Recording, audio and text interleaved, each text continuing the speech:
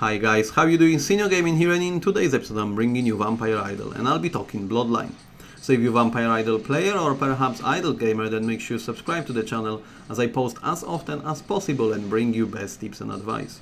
And if you enjoyed the video, then make sure you like it. This way we actually attract more and more new players. So thank you very much every single one of you who subscribe and every single new players arriving on the channel.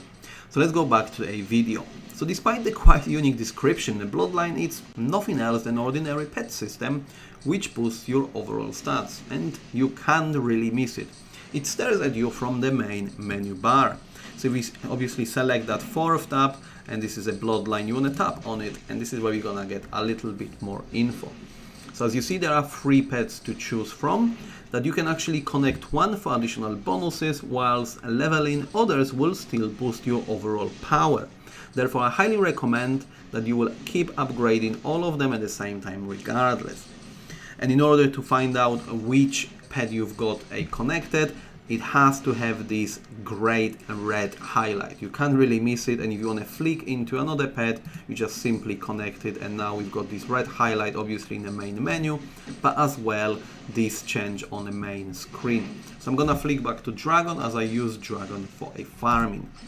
Okay, so now once you actually tap on one of the Bloodlines, we're gonna get a little bit more info that I want to talk. Okay, so as you see here, we've got 4 different tabs, and I'm gonna talk about these tabs.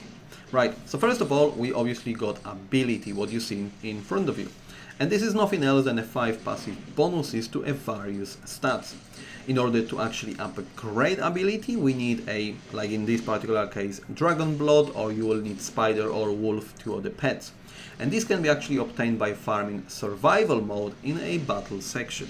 So coming out from here and moving into battle, you're gonna have this second tab, which is a survival, and just either by sweeping or challenging, this is how you're gonna get this precious resource. So flicking back to Dragon now, and because I'm on a level 1000, which is a max one, as you see, every single one of my skill is on level 200, and you cannot really surpass these numbers. So again, the reason I'm using Dragon is due to this increased attack speed and increased mana. And because I farm on one of the heavy hitters skills, I need quite a lot of mana to be efficient. So then we're gonna move over to a Blood Bond, which is a very similar to actual ability. And as you see in here, I'm boosting even more mana. I've got mana absorption rate and absorption volume. And with these high numbers, I'm pretty good with just casting skill after skill, and increased attack speed just speed up the process overall. So in order to actually keep progressing these skills, because obviously it's the same principle like ability, but rather than having resource in here, we'll have to challenge. So as you see, I'm only on 12 out of 20, and every single time I'll be able to progress, which pretty much it means I need to challenge that very pet. Obviously the level will increase, and I can just quickly flick into that. Despite I've got now all set up for farming, I won't be able to obviously do anything, but basically all you need to do when you're ready, obviously get your best gear for a 1-to-1 boss fights and try to compete in that challenge, and this way you'll be able to raise level of the Blood Bond. Okay, so obviously we got no chance. As you see, we have just pretty much scratched the surface with 2%. I know this is just a farming setup, but nevertheless, I'm nowhere near to keep progressing with a Dragon. Alright, and so flicking back into Dragon again. So we have discussed a Blood Bond. In order to upgrade it, we got to challenge that monster and then increase a level. So now we're moving into a Great, and Great provides a further 4 boosters, but this time in form of the skills, which again, this can be upgraded, and we're gonna use here a Dragon statue or a Wolf statue, or obviously a Spider statue.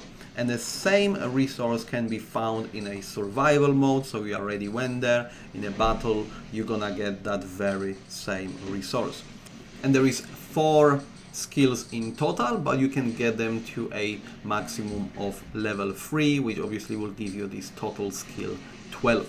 Obviously, if you just tap on the skill itself, it will give you additional info, and as you see, the wing flap will give us additional movement speed. Then we've got even further movement speed, We've got here a battle time when it comes to stage boss, and lastly we've got additional attack, which is an ultimate skill.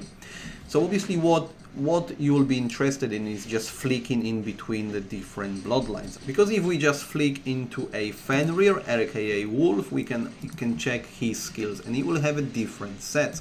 So the Howling itself will increase your overall attack by 100% for 9 seconds. And then if you have a Fear, you'll be able to decrease bosses attack by 50%.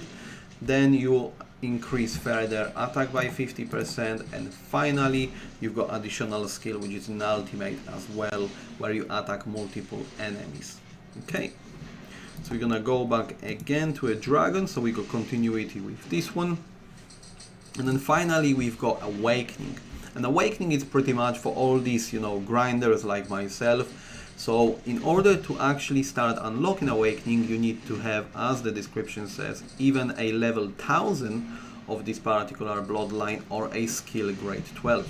So obviously, as you've seen, ability itself, we have reached it a level 1000, and with grade we actually got a skill total of 12. So whichever you're gonna reach first, you'll be able to land on Awakening, meaning then when you've got these spare resources, because you'll just continue with farming survival on daily basis, then you can just pretty much upgrade it here, and as you see, we're gonna boost your overall power. So you're gonna get a 5% every single time you level, and you get in, I believe, roughly about 5% when you use a statue. But this resource is a very, very rare, so grinding now 30,000 will take me some time. But nevertheless, when it comes to the different pets, I believe strongly Dragon is good for a grind due to that mana, depending what skills you're using. I'm using heavy hitters, therefore attack speed and mana is great. When it comes to Spider, aka Arikan, we've got this increased attack, decreased damage, and also when it comes to Bond, we actually increasing attack and attack speed even further. Critical rate is not as important in a late stage, you need that blood strike rate. So I believe this might be good for overall progression with multiple enemies, whilst a Wolf itself, as you see, we're increasing boss damage, and we have seen some skills where we obviously increasing even more our own damage, but decreasing boss attack. So obviously Wolf will be best for a boss battles, a Spider will be good for overall progression, and I believe Dragon will be great for farming. Unless you're using something on a low quality skills which doesn't consume as much mana, then I would definitely flick into a Spider just to boost that overall attack. Okay then guys, so that will be it. I hope you found this useful. If you have, then make sure you subscribe and like the video, and as always, I'll see you next time.